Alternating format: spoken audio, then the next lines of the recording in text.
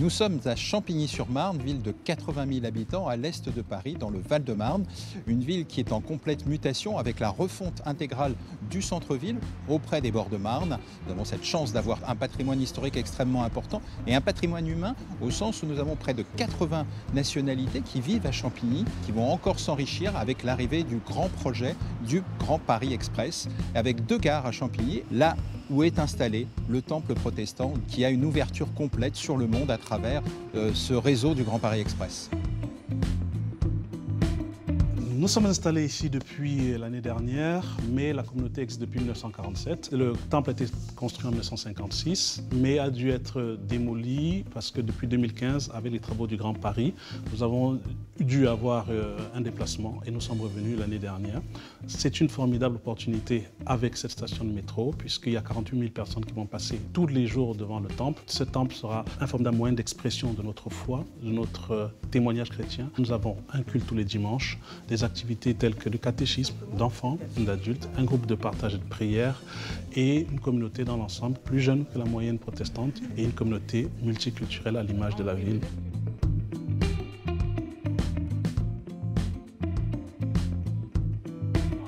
L'Église protestante unie de Champigny est une paroisse missionnaire qui a des projets phares.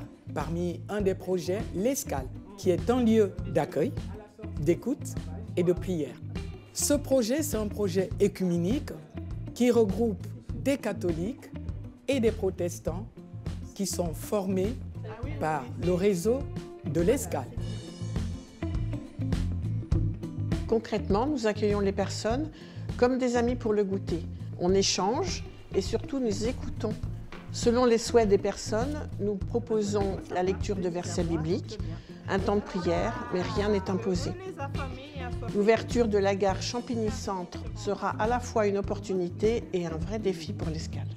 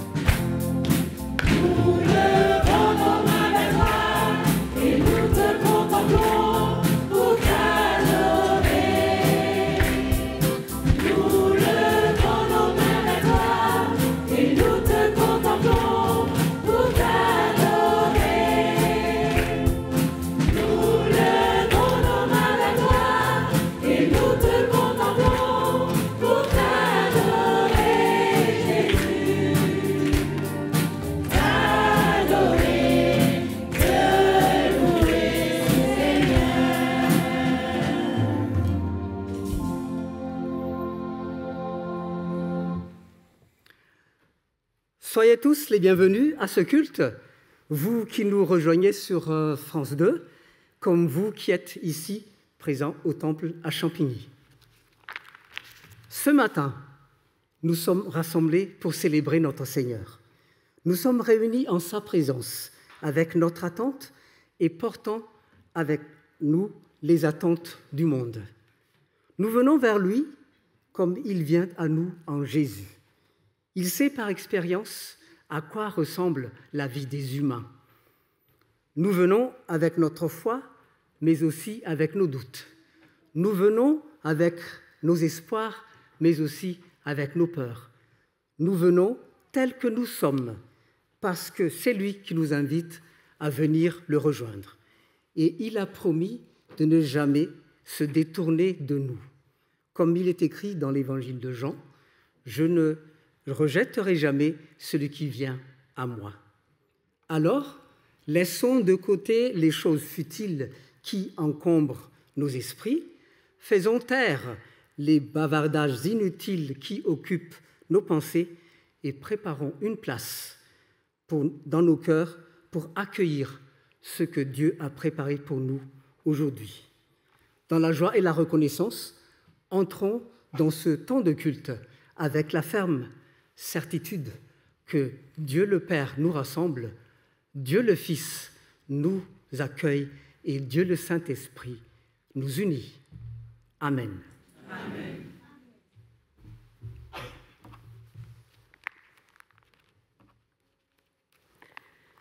Quelle joie quand on m'a dit « Nous allons à la maison du Seigneur ».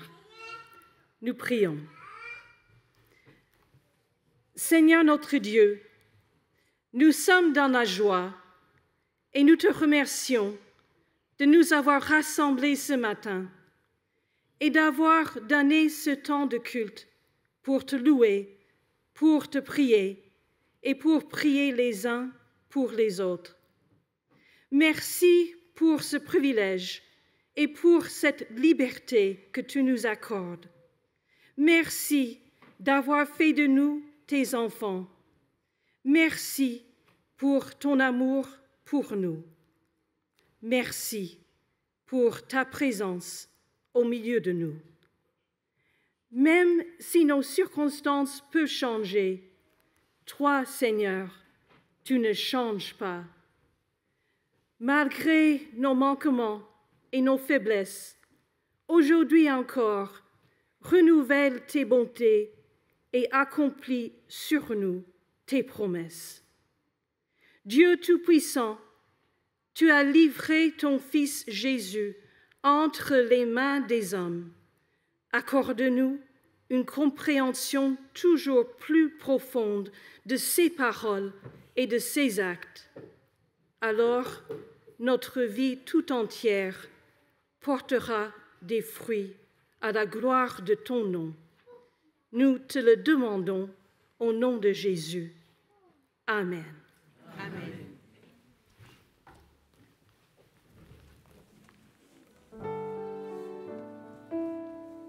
Célébrez le Seigneur, sa bonté est immense.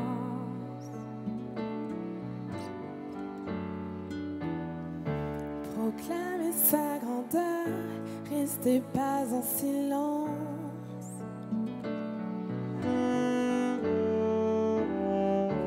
Dieu d'amour créateur, veille avec bienveillance.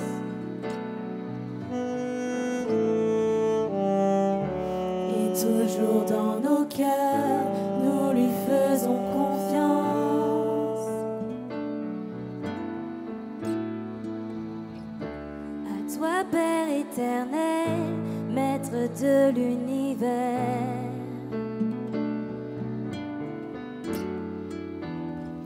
Rien n'est conditionnel, ton amour est sincère.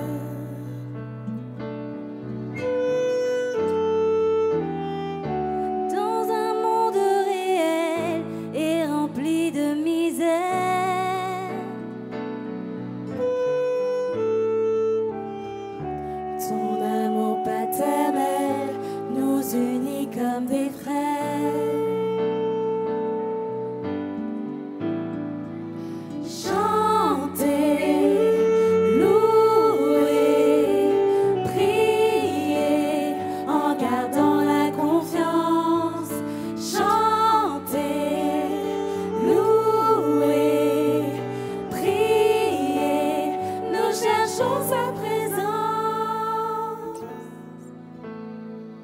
Louons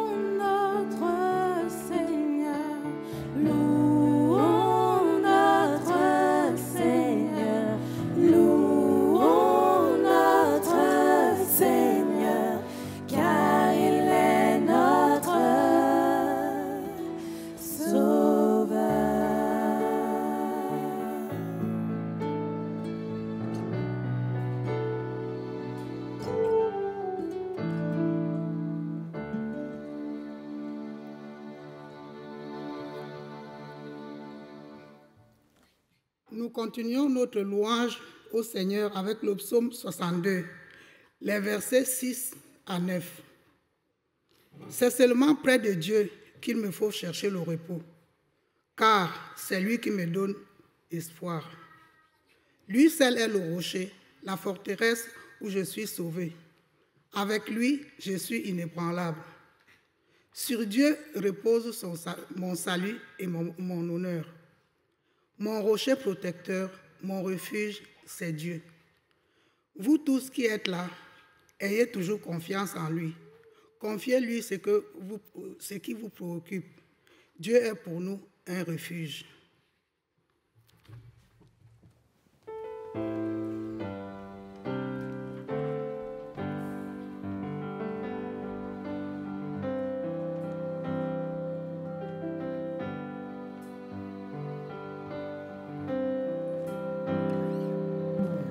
C'est auprès de Dieu que je veux me tenir.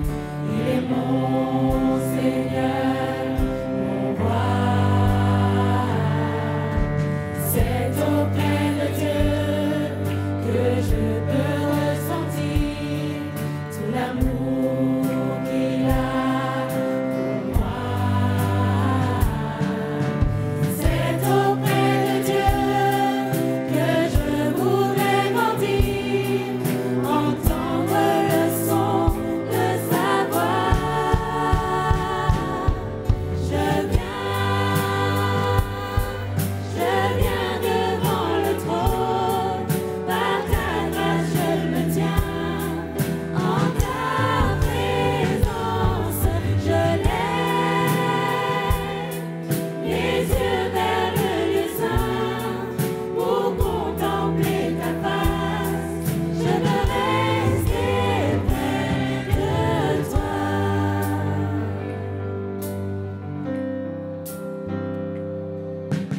C'est auprès de Dieu que je veux me tenir.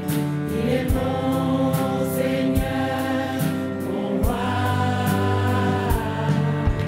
C'est auprès de Dieu que je peux ressentir tout l'amour qu'il a pour moi. C'est auprès de Dieu que je voudrais grandir, entendre le son de sa voix. Je viens devant le trône, par ta grâce je me tiens, en ta présence je lève les yeux vers le lieu saint, pour contempler ta face, je veux rester près de toi. Je veux rester près de toi.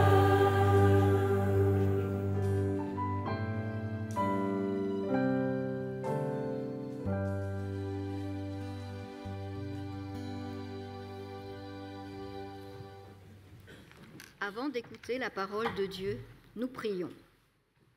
Seigneur, auprès de toi, nous trouvons le calme. Dans l'agitation du quotidien, nous sommes venus écouter ta parole et puiser des forces pour aujourd'hui, demain et tous les jours que tu nous donnes de vivre. Nous voici devant toi, tels que nous sommes. Tu es la source de toute vie. Tu connais et tu sais ce qui nous habite. Ouvre-nous à ta parole, donne-nous une joie qui ne s'éteint jamais et fais-nous comprendre ce que tu attends de nous. Tu es béni pour les siècles des siècles. Amen.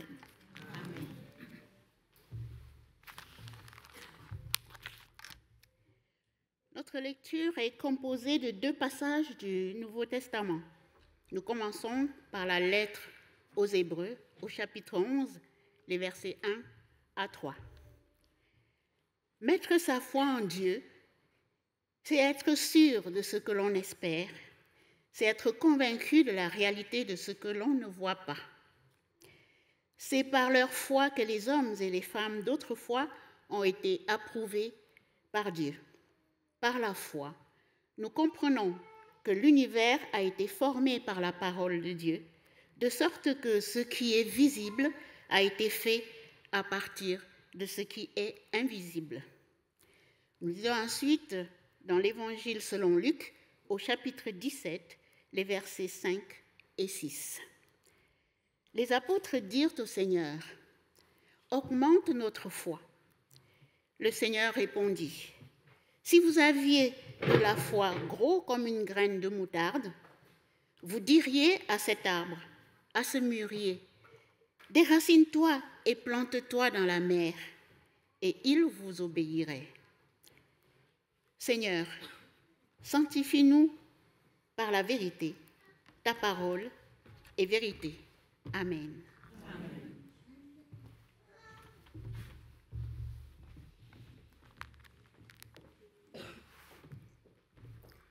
Nous vivons dans une société de l'instantané, du tout de suite. Et même dans nos quêtes existentielles ou spirituelles, nous voulons aussi que les réponses soient immédiates. Nous n'avons pas le temps d'attendre, nous n'avons pas la patience. On veut que tout aille vite, on veut tout et tout de suite. Dans la demande formulée par les apôtres, on sent cette impatience et cette envie d'avoir la réponse immédiate à leurs souhaits. Augmente notre foi, ont-ils demandé à Jésus. C'est vrai, c'est une demande légitime. Une grande foi, tout le monde veut en avoir, surtout dans ces temps difficiles que traverse notre monde. On aurait probablement apprécié d'avoir un pouvoir qui nous permettrait d'arrêter les guerres, rien que par une parole. Ou bien éradiquer la misère dans le monde, rien qu'en invoquant la foi. Ou encore remettre de l'ordre pour rattraper le dérèglement climatique. Mais seulement, la foi n'est pas un objet qu'on peut augmenter comme ça, d'une manière instantanée. Par exemple, on peut augmenter un salaire, ou un volume, ou encore une température. Tout cela de manière instantanée, avec effet immédiat. Mais pas la foi. Alors, augmente notre foi peut sonner comme une revendication. Nous en voulons plus. Nous n'en avons pas assez. Ou bien, d'autres en ont plus que nous. Il nous faut donc une augmentation pour un traitement équitable. On veut toujours plus et immédiatement. C'est le mal qui pollue notre cœur et qui gangrène la société. Pour d'autres, la question n'est pas comment augmenter la foi, mais plutôt à quoi sert la foi. Derrière cette question, il y a cette idée que la foi serait un outil qui sert à quelque chose, ou bien quelque chose qui doit rapporter des bénéfices. Et comme on ne voit pas concrètement les bénéfices immédiats, alors beaucoup pensent qu'elle est inintéressante et inutile. Or, ce n'est pas sous de tels angles qu'il faut considérer la foi. D'où la réponse de Jésus. Au lieu de donner une recette toute faite, il amène les disciples à changer de perspective. Ceux-ci demandent une augmentation de leur foi, c'est-à-dire qu'ils veulent que leur foi grandisse pour qu'ils puissent faire des grands miracles. Jésus leur dit que s'ils avaient de la foi gros comme une graine de moutarde, ils pourraient faire une chose extraordinaire, comme commander à un arbre de se déraciner et de se planter dans la mer. Ailleurs, Jésus parle aussi de la foi qui peut déplacer une montagne. Bien entendu, il ne faut pas prendre ces paroles de Jésus au pied de la lettre. Ce sont là des images, et j'y reviendrai. Mais s'agissant de la foi, pour ma part, lorsqu'on me demande ce que c'est, ou bien quelle est son utilité, je fais une analogie avec l'amour. Tout le sens de l'amour, c'est cette relation que nous vivons avec la personne que nous aimons. Et laissez-moi vous dire ceci, quelqu'un qui considère l'amour comme un objet utilitaire est quelqu'un qui passe complètement à côté du plus beau cadeau jamais offert à l'être humain. Ainsi en est-il de la foi. Essayer de lui trouver une explication rationnelle ou encore vouloir la quantifier tel un objet, c'est perdre du temps. Car ce qui est important est de vivre la foi, comme pour l'amour. On peut lire plusieurs livres qui parlent d'amour, des documentaires sur le fonctionnement des sentiments humains, mais tout cela ne vaut pas un amour qu'on vit réellement. Tout cela ne vaut pas ce que l'on ressent quand on tombe amoureux ou amoureuse. C'est pareil pour la foi. Elle est faite pour être vécue et être vécue pour toute la vie. J'en profite ici pour dire qu'il ne faut pas confondre la foi avec la religion. La religion est un système, tandis que la foi est une relation, comme l'amour. On adhère à un système alors qu'on s'engage dans une relation. Si donc, jusqu'ici, vous avez des préjugés sur la foi, Jésus-Christ vous appelle à changer de perspective. Il ne faut pas attendre d'avoir une grande foi pour agir. À partir du moment où on a la foi en Christ, aussi petite soit-elle, alors tout est possible. Sa puissance permet d'accomplir une chose extraordinaire, dit Jésus. Comment ? Parce que la foi n'est pas une chose qui se mesure en volume ou en taille. La foi, telle que Jésus l'enseigne, est une relation personnelle avec Dieu. Et la puissance de la foi, telle que Jésus la montre, réside dans la confiance qu'on met en Dieu. C'est dans cette relation qu'elle s'enracine, pousse, grandit et se fortifie. Cette relation donne un sens à la vie. La puissance de la foi produit la patience et la persévérance. Puis, en œuvrant avec persévérance, on peut faire tomber des obstacles que l'on croyait infranchissables. C'est cela ce que Jésus entend par la foi qui permet de déraciner les arbres et déplacer les montagnes. Mais la puissance de la foi n'est pas seulement de permettre des miracles extraordinaires. La puissance de la foi, c'est aussi sa capacité à nous relever lorsque nous chutons, ou encore sa capacité à nous donner la paix à l'intérieur malgré les difficultés autour de nous. La puissance de la foi, c'est son pouvoir de nous donner l'espérance malgré les épreuves. Et pour terminer, la puissance de la foi nous fait comprendre l'amour inconditionnel de Dieu en nous donnant Jésus-Christ comme Sauveur et Seigneur. Amen.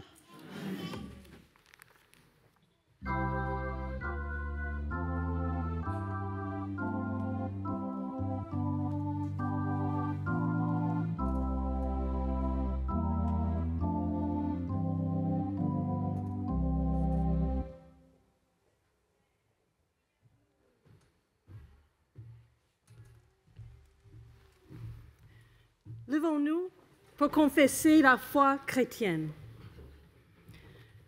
Je crois en Dieu, le Père Tout-Puissant, Créateur du ciel et de la terre.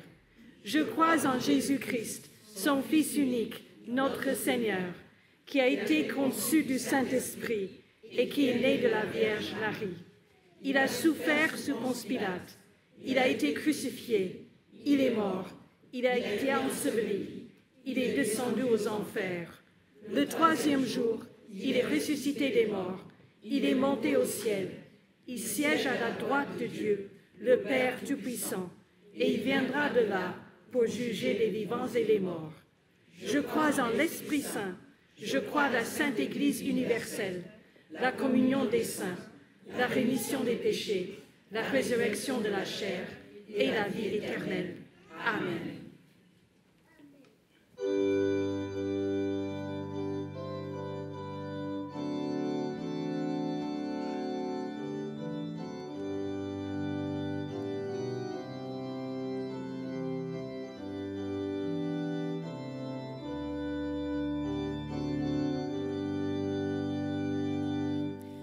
J'ai soif de ta présence divine.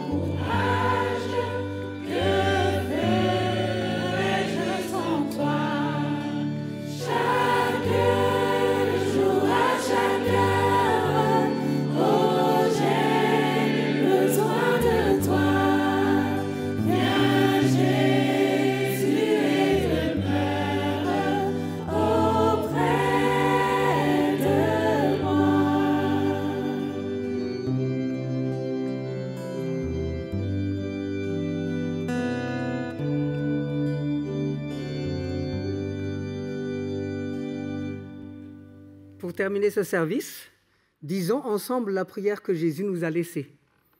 Notre Père, qui es aux cieux, que ton nom soit sanctifié, que ton règne vienne, que ta volonté soit faite sur la terre comme au ciel.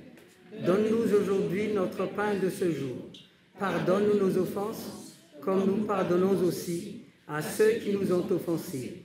Et ne nous laisse pas entrer en tentation, mais délivre-nous du mal.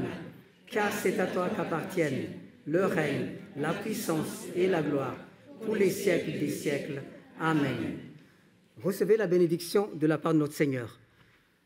Que Dieu le Père soit au-dessus de nous et protège notre foi. Que Dieu le Fils soit à côté de nous et fortifie notre foi. Que Dieu le Saint-Esprit soit en nous et renouvelle notre foi. Amen.